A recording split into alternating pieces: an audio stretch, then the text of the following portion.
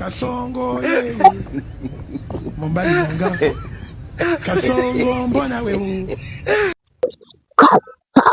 3 months now. No property sold. No calls, no clients, nothing. What is happening? Even my village people are after me. Kasongo, yeah. Just to hope. Why do you see for us? As well. See my guy self. Aji. Good afternoon. I greet you. How are you now? I'm okay. Thank God. What are you Long time. I'm just kind of frustrated. I have properties everywhere. Hey, I have land, cars, but no sales, no buyers.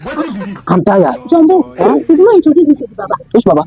I know you took me to now. Yes. That is the solution. There was one Baba that I took her to. You need to Strong one. 5 million naira deep. Are you serious? I just went there. See, some things are not all about marketing. Some of these things are spiritual because we are seeing it. Your village people are holding that. Don't dragging you like. You don't have to go to the Baba so that you help. She has already explained everything. That is the place.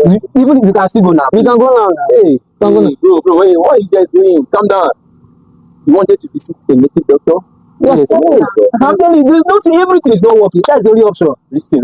Everything not spiritual. It's all about you. Have you posted videos online as agents? Have you educated people about land and your estate? So everything is not spiritual. It's all about educating people. It's all about you posting online. So guys, marketing in real estate is a game changer. If you have a property that you want to sell, thinking about visiting a native doctor to sell your property, it sounds odd. You need to try some other media of selling your property. Have you tried social media advertising? Showing up consistently online, putting up the right content on your social media posts, and then let the world knows that you have a property that you need to sell.